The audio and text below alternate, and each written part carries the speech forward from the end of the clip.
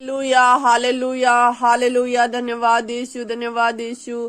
प्यारे प्रभु, हम आपके सम्मुख आते हैं, हम आपका धन्यवाद करते हैं पिता परमेश्वर।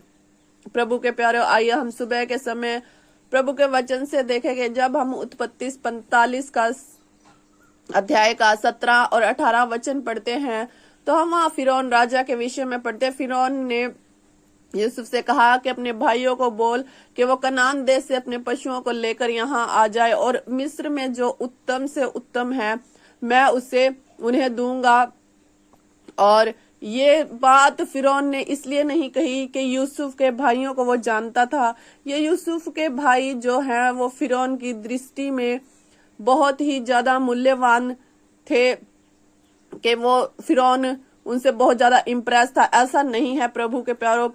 फिरौन यूसुफ के भाइयों को नहीं, सिर्फ यूसुफ को जानता था, क्योंकि पिछले 9 साल से यूसुफ फिरौन के राज्य में काम कर रहा था प्रधानमंत्री के रूप में। और यूसुफ जो कुछ करता था परमेश्वर उसे आशीष करता था, पर उसका रिश्ता परमेश्वर के साथ था और परमेश्वर का आत्मा यूसुफ के अंदर रहता था। इसलिए यूसुफ हर काम को बेस्ट तरीके से करता था और फिरौन को कोई भी शिकायत नहीं थी यूसुफ से। और वो यूसुफ से इतना प्रसन्न था, इतना खुश था कि उसने अपने पूरे राज्य पर उसे अपना प्रधानमंत्री ठहरा रखा था और उसे किसी भी काम के लिए वो रोकता टोकता नहीं था। और इसी कारण से उसने उस अकाल के समय में यूसुफ के भाइयों के लिए उत्तम आशीषें देने के लिए, उस देश की सबसे बेस्ट आशीषें देने के लिए उसने कहा।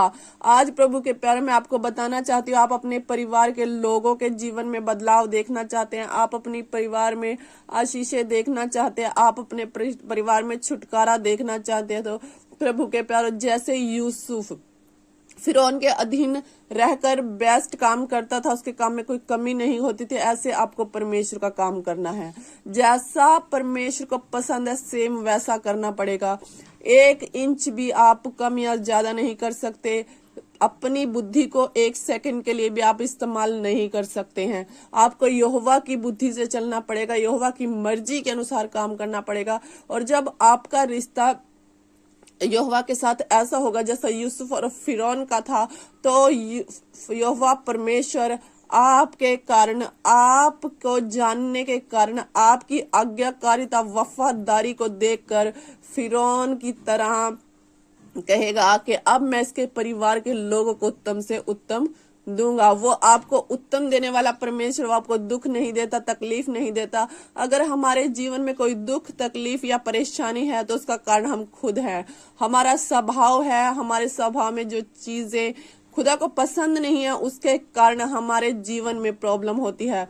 तो प्रभु के प्यारे, आज से अपने रिश्ते को खुदा के साथ सही करें, अपने जीवन को परखें और जांचें कि कहाँ कमी है, मैं प्रभु की इच्छा के अनुसार चल रहा हूं या नहीं चल रहा हूं। यदि आपके जीवन में कमी है तो उसे दूर करें, क्योंकि परमेश्वर ने आपके लिए और आपके घराने के लिए उत्तम आशीषों को रखा है। आइए हम सुबह के समय प्रार्थना करते हैं।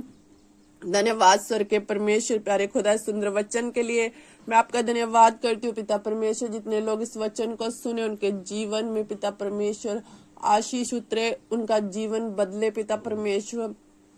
वो तेरी महिमा, तेरी स्तुति, तेरी आराधना करने वाले बने पिता परमेश्वर। मैं प्रार्थना करती हूँ पिता परमेश्वर, हर जन की जीवन में कार्य हो, उनके जीवन के हर समस्या, हर प्रॉब्लम यीशु मसीह के नाम में खत्म हो। प्रभु यीशु के नाम में प्रार्थना मांगते हैं, आमीन।